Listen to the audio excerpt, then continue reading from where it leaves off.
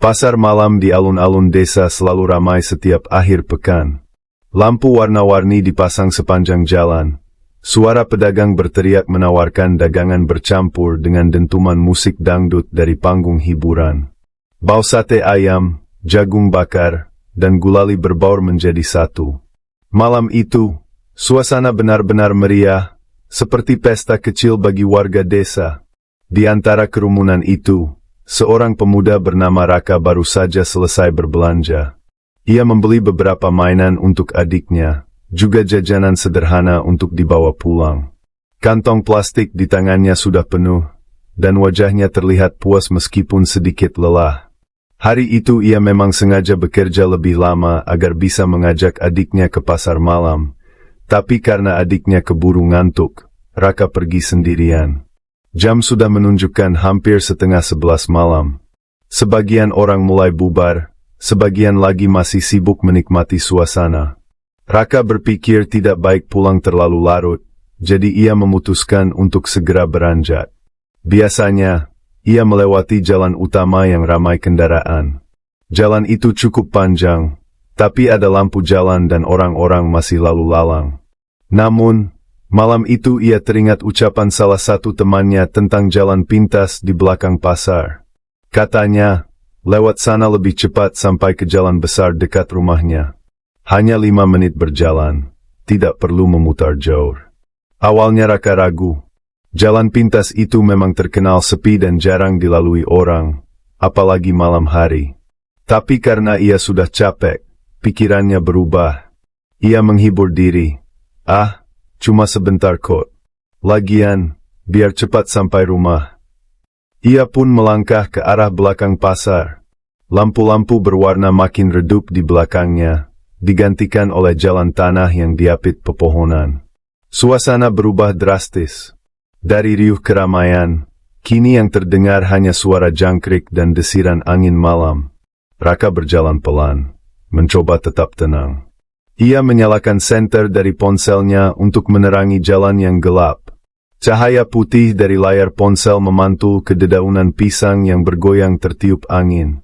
5 menit pertama terasa biasa saja. Raka tetap melangkah santai meskipun bulu kuduknya mulai berdiri. Jalan itu lurus, tanahnya agak becek karena hujan siang tadi. Ia menghitung langkah, memperkirakan sebentar lagi ia akan sampai di ujung. Namun, anehnya, setelah lebih dari 10 menit berjalan, ujung jalan tidak juga terlihat. Lampu jalan yang seharusnya ada di depan, tidak kelihatan sama sekali. Raka berhenti sejenak, menoleh ke belakang. Gelap. Pasar malam yang ramai tadi sudah tidak terdengar lagi suaranya. Seolah-olah ia sudah berjalan sangat jauh. Ia mencoba menenangkan diri. Mungkin memang jalannya agak jauh, atau aku salah arah, pikirnya. Ia pun melanjutkan langkah dengan sedikit lebih cepat. Tapi baru beberapa langkah, telinganya menangkap sesuatu. Suara langkah kaki. Pelan, berjarak, tapi jelas mengikuti di belakangnya. Degup jantung Raka langsung bertambah cepat. Ia berhenti mendadak. Langkah itu juga berhenti.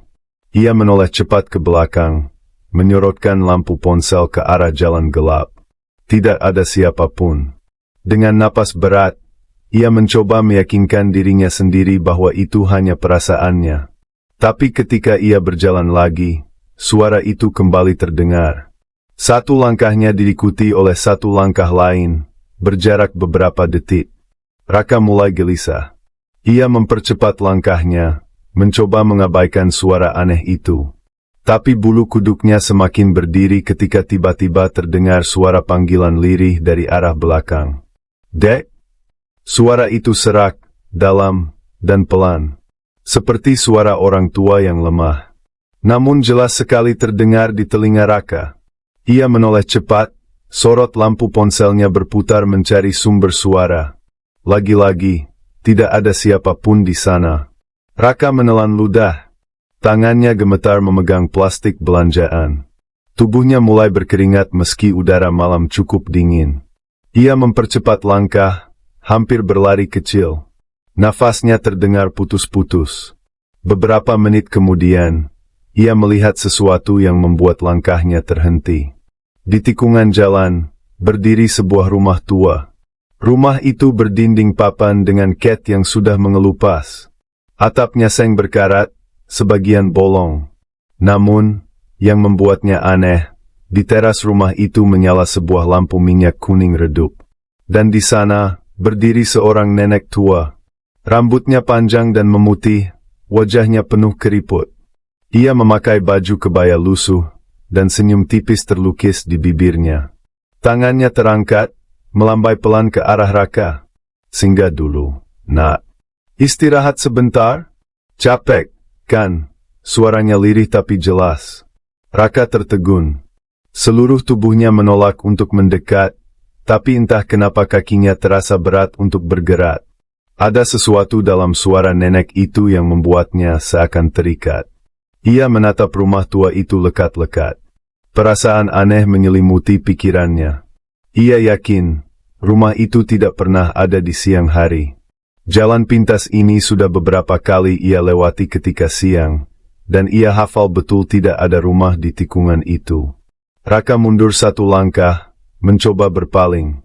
Namun suara nenek itu kembali terdengar, kali ini lebih dalam. Jangan takut, nak. Masuklah sebentar, kau akan butuh tempat istirahat. Dan saat itu, udara malam mendadak terasa semakin dingin. Hujan semakin deras ketika Raka melangkah masuk ke rumah tua itu. Nenek yang membawanya barusan hanya tersenyum samar, lalu mendorong pintu kayu yang berdecit pelan. Di dalam, suasana terasa berbeda. Udara dingin menusuk, namun tidak seperti dingin karena hujan, melainkan dingin yang membuat bulu kuduk berdiri. Rumah itu tampak luas, lebih luas daripada yang terlihat dari luar. Lantainya dari papan kayu, mengeluarkan bunyi berderit tiap kali diinjak. Di ruang tamu, hanya ada sebuah meja panjang dengan taplak putih yang sudah kusam, dan beberapa kursi kayu tinggi berjajar rapi. Anehnya, meski lampu tidak dinyalakan, ruangan itu terang dengan cahaya kekuningan yang entah dari mana asalnya. Nenek itu menunjuk kursi. Duduklah, nak. Basah-basahan tidak baik. Raka menuruti, meletakkan tas plastik berisi belanjaan di meja. Ia mengelus lengan jaketnya yang masih meneteskan air. Hatinya sedikit lega karena bisa berteduh, tapi tetap ada sesuatu yang mengganjal. Sejak masuk rumah tadi, ia merasa tidak mendengar suara hujan lagi. Padahal tadi di luar, deras sekali. Ia mencoba menajamkan telinga. Hening. Benar-benar sunyi, seakan rumah itu terisolasi dari suara dunia luar. Air hangat akan mengusir dinginmu, kata si nenek sambil beranjak ke dapur. Raka memperhatikan punggung nenek itu. Jalannya pelan, tapi langkah kakinya tidak terdengar sama sekali di lantai kayu. Biasanya, orang seusia itu pasti kakinya menyeret atau berderit. Tapi nenek ini, sunyi. Sambil menunggu, Raka menatap sekeliling. Di dinding tergantung banyak foto lama. Wajah-wajah keluarga dengan pakaian kuno. Tapi yang membuatnya heran, semua foto tampak buram di bagian wajah. Seperti sengaja dihapus, atau memang tidak bisa difokuskan. Jantung Raka berdetak lebih cepat. Kenapa semua fotonya begitu? Tak lama, nenek kembali membawa sebuah cangkir. Uap tipis mengepul dari dalamnya. Minumlah. Teh hangat. Raka menerima dengan ragu. Cangkir itu hangat sekali di tangan, padahal ia tidak melihat nenek itu menyalakan kompor atau merebus air. Tapi demi menghormati, ia meneguk sedikit. Rasanya manis, tapi ada getir samar yang tidak bisa dijelaskan. Terima kasih, Nek, ujarnya pelan. Nenek tersenyum, lalu duduk di kursi seberang. Matanya menatap lurus ke arah Raka, dalam sekali, seakan ingin menelanjangi isi pikirannya. Raka merasa tidak nyaman, menunduk, pura-pura sibuk mengelus jaket. Beberapa menit berlalu tanpa percakapan. Hanya tatapan itu. Sunyi.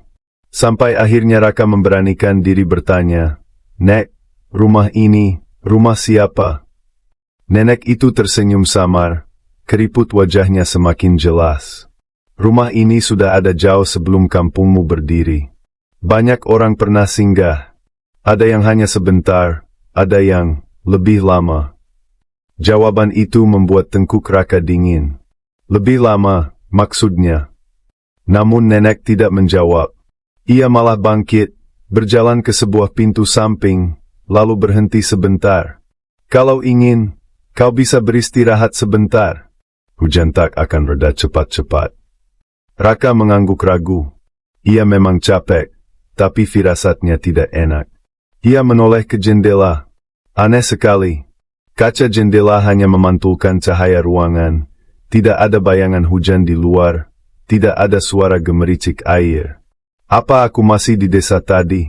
Atau aku sudah, entah di mana? Pikirnya. Raka memberanikan diri berdiri. Langkahnya menuju jendela. Ia tempelkan wajahnya, mencoba melihat keluar. Yang terlihat hanya kabut pekat. Tidak ada pepohonan, tidak ada jalan. Seakan rumah itu melayang di tengah kekosongan. Dadanya sesak. Raka segera mundur. Napasnya memburu. Ada apa, nak? Suara nenek terdengar lembut, tapi entah kenapa menusuk telinga. Tidak apa-apa, Nek. Jawab Raka cepat. Nenek itu tersenyum lagi, lalu membuka pintu samping. Dari celahnya, tampak lorong panjang dengan lampu minyak yang redup. Istirahatlah.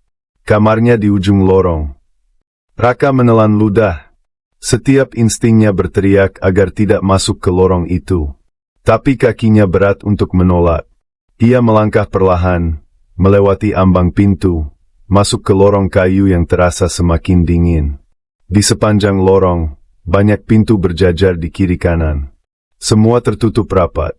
Dari beberapa pintu, terdengar suara samar, seperti bisikan orang berdoa, atau mungkin gumaman asing yang tak dimengerti. Raka terus melangkah, jantungnya berdetak kencang. Setiap kali ia menoleh ke belakang, lorong terasa lebih panjang, seakan tidak berujung. Akhirnya ia sampai di sebuah pintu dengan ukiran bulan sabit. Pintu itu terbuka sedikit, seolah menunggunya masuk. Raka menghela napas panjang, lalu mendorong perlahan. Di dalam, kamar itu sederhana. Hanya ada ranjang kayu dengan kasur tipis, meja kecil, dan lampu minyak.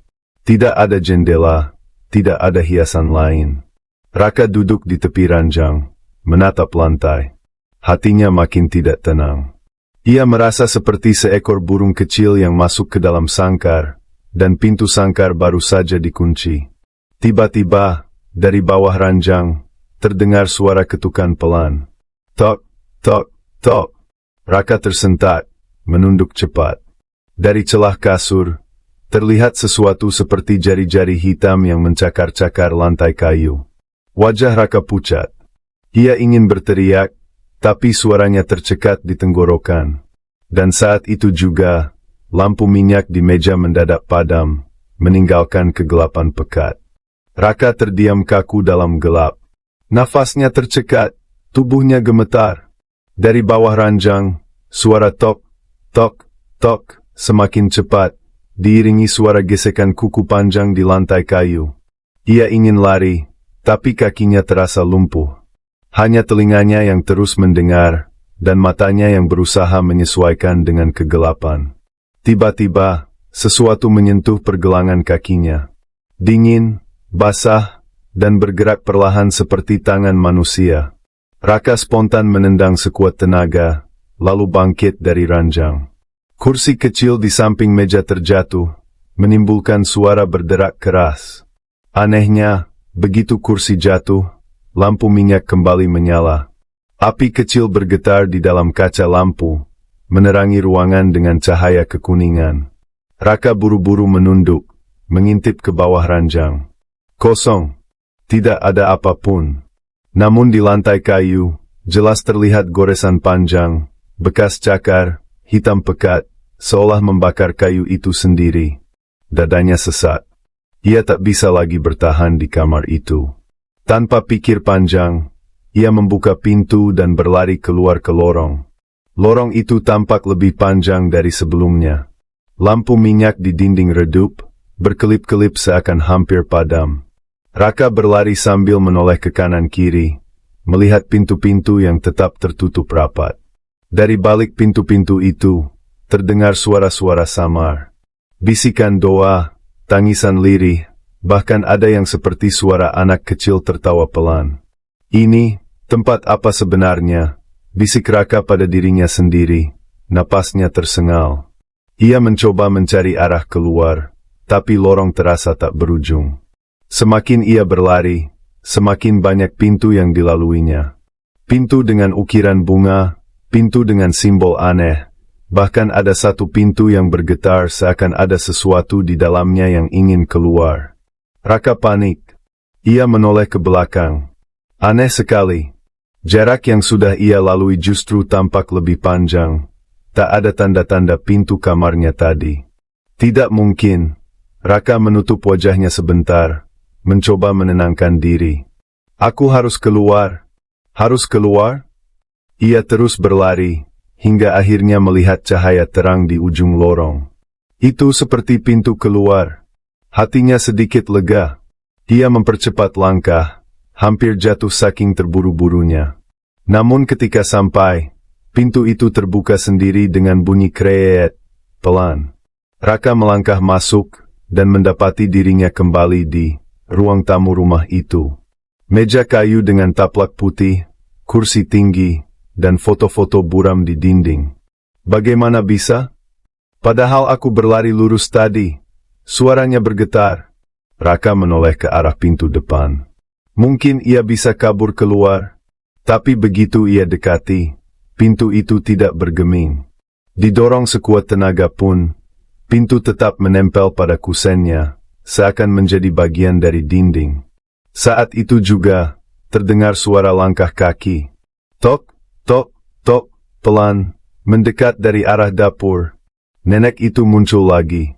Senyumnya sama seperti sebelumnya, namun kali ini ada sesuatu di matanya, berkilat merah samar. Sudah beristirahat, nak? Tanyanya lembut, tapi membuat bulu kuduk Raka berdiri. Raka mundur setapak, mencoba menahan gemetar. Nek, aku ingin pulang. Hujannya pasti sudah reda. Aku harus pulang. Nenek itu menatapnya lama, lalu tertawa kecil. Pulang? Hehehe, setiap tamu yang sudah masuk ke rumah ini, tidak bisa keluar dengan cara biasa.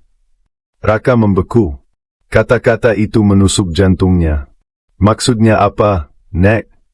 Senyum nenek melebar. Kalau kau ingin pulang, kau harus menjalani apa yang sudah ditentukan rumah ini. Setiap tamu punya ujian masing-masing. Raka menelan ludah, mulutnya kering. Ujian? Nenek itu tidak menjawab. Ia berbalik, melangkah ke arah meja kayu, lalu duduk perlahan. Suaranya bergema di seluruh ruangan. Lorong tadi hanyalah awal. Kau harus memilih pintu yang benar, atau kau akan tersesat selamanya. Rumah ini hidup, nak. Ia memutuskan siapa yang boleh pergi, dan siapa yang akan tetap tinggal. Raka merinding. Kini ia sadar, tempat itu bukan rumah biasa. Rumah itu, seperti makhluk hidup, yang punya kehendak sendiri. Tiba-tiba, dari lantai, muncul garis hitam yang merambat cepat. Kayu-kayu retak, membentuk pola seperti akar pohon. Pola itu berhenti tepat di depan kaki Raka, lalu membentuk lingkaran. Lingkaran itu bercahaya samar, lalu berubah menjadi sebuah pintu kecil yang terbuka ke bawah. Dari dalamnya, terdengar suara orang memanggil lirih. Raka! Raka! Suara itu, suara ayahnya. Raka terpaku, jantungnya berdetak kencang. Ayahnya sudah meninggal bertahun-tahun lalu. Tapi suara itu jelas sekali, seperti betul-betul ada di bawah lantai. Nenek itu tersenyum, menatap Raka penuh arti. Itulah pintumu, nak. Masuklah, ikuti suara yang kau kenal. Siapa tahu, itu jalanmu pulang. Raka berdiri kaku. Pilihan itu membuat tubuhnya gemetar hebat. Haruskah ia percaya? Atau ini hanyalah jebakan? Suara dari bawah lantai semakin keras, terdengar memohon. Raka, ayo turun, nak, pulanglah bersama ayah. Air mata Raka menetes. Suara itu membuat hatinya remuk. Namun akalnya berteriak, ayahnya sudah tiada. Tidak mungkin itu benar-benar suara ayahnya. Raka mundur, menggeleng kuat-kuat. Tidak, itu bukan ayahku. Nenek itu mendadak terdiam. Senyumnya perlahan hilang, berganti dengan ekspresi dingin. Kalau begitu, kau menolak pilihan yang diberikan rumah ini. Sekejap kemudian, cahaya lampu meredup. Seluruh ruangan kembali diliputi kegelapan pekat. Dan dari setiap pintu di lorong, terdengar suara keras, jeritan, tangisan, tawa mengerikan. Semua bercampur jadi satu, seakan seluruh rumah itu hidup dan marah. Raka menutup telinganya, menjerit ketakutan. Di tengah kegelapan, ia tahu, permainan baru saja dimulai. Kegelapan menelan seluruh ruangan. Raka menutup telinganya, tapi suara-suara itu tetap menusuk masuk. Jeritan, tawa, dan bisikan bercampur, menggema di setiap sudut rumah. Nafasnya terengah, tubuhnya gemetar. Ia mencoba meraba-raba jalan, mencari meja atau kursi sebagai pegangan. Jari-jarinya akhirnya menyentuh ujung meja kayu di ruang tamu. Taplaknya dingin, seperti kain basah yang baru diangkat dari sumur. Saat itu, lampu minyak tiba-tiba menyala lagi. Api kecil bergetar, membuat bayangan panjang menari di dinding. Tapi suasana tidak menjadi lebih tenang, malah semakin menyeramkan. Foto-foto lama di dinding kini tampak berbeda. Wajah yang tadinya buram, kini terlihat jelas. Puluhan pasang mata dalam foto itu menatap lurus ke arah Raka, seakan hidup. Ekspresi mereka kosong, pucat, dan bibirnya seolah bergerak pelan, seperti sedang berbisik. Raka mundur, dadanya berdebar keras. Aku harus keluar dari sini, bisiknya. Ia menoleh ke arah pintu depan. Kali ini, pintu itu terbuka sedikit. Celahnya menunjukkan gelap pekat di luar, tapi angin dingin masuk, membuat rambutnya bergoyang. Dengan sisa keberanian, Raka berlari ke arah pintu itu. Ia dorong kuat-kuat hingga terbuka lebar, lalu melangkah keluar. Namun begitu kakinya menjejak tanah, langkahnya terhenti. Yang ada di luar bukan halaman rumah, bukan jalan desa, bukan pula hujan. Melainkan, lorong kayu yang sama seperti tadi. Panjang, redup, dengan pintu-pintu berjajar di kiri dan kanan. Raka membeku. Napasnya tersengal. Ia menoleh ke belakang, dan mendapati dirinya bukan lagi di depan pintu keluar, melainkan berdiri di tengah lorong. Tidak, ini mustahil. Raka mencengkeram rambutnya, hampir menangis. Suara nenek tiba-tiba terdengar lagi, bergema dari segala arah. Rumah ini menipumu, nak. Jangan percaya pintu yang mudah terbuka. Kau harus memilih dengan hati-hati. Salah satu pintu akan membawamu keluar, tapi yang lain akan menjeratmu selamanya. Raka berputar-putar, mencoba mencari sumber suara, tapi lorong itu kosong. Hanya pintu-pintu yang diam menunggu. Ia berdiri kaku beberapa saat, lalu menarik napas panjang. Baik, kalau memang begitu, aku akan coba. Dengan langkah ragu, ia berjalan mendekati sebuah pintu di sebelah kiri. Pintu itu berukir bunga teratai. Raka menyentuh gagangnya, dingin sekali, seperti besi yang disimpan dalam es. Saat ia mendorong, pintu itu terbuka perlahan.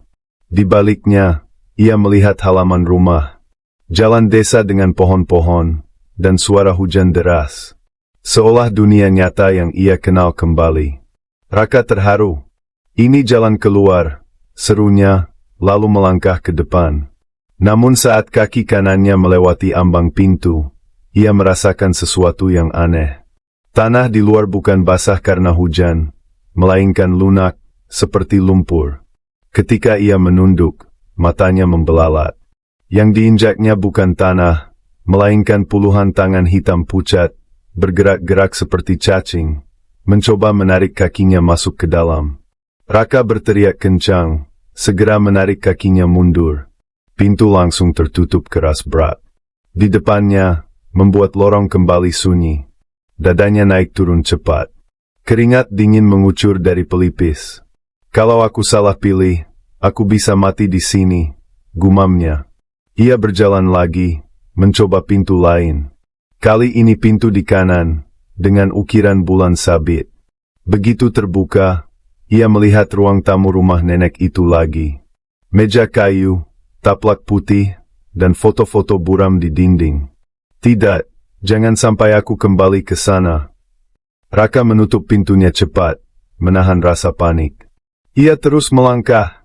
Setiap pintu menawarkan hal berbeda. Ada yang menunjukkan jurang gelap tanpa dasar, ada yang berisi api menyala-nyala, ada pula yang memperlihatkan bayangan dirinya sendiri, tapi wajahnya hancur, penuh darah. Semakin lama, mental Raka makin goyah. Apakah benar ada pintu keluar? Atau ini hanya permainan tak berujung? Di tengah keputusasaan itu, ia mendengar suara lirih dari salah satu pintu. Suara lembut, penuh kasih. Raka, nak, pulanglah. Ibumu menunggu. Tubuh Raka gemetar. Itu suara ibunya. Ibu yang masih hidup, yang sedang menunggunya di rumah. Suara itu jelas sekali, begitu nyata. Ia berlari ke pintu dengan ukiran sederhana, tanpa simbol aneh. Dari dalam terdengar suara ibunya lagi. Ayo pulang, nak. Jangan lama-lama di luar. Air mata mengalir di pipi Raka. Ia menempelkan telinga ke pintu. Hatinya bergetar hebat. Bu, ini aku. Raka. Suara itu menjawab, semakin lembut. Iya, nak, cepat buka pintunya. Ibu sudah masakkan nasi hangat untukmu. Raka menggenggam gagang pintu, tapi ia ragu. Teringat dengan pintu sebelumnya yang menipunya.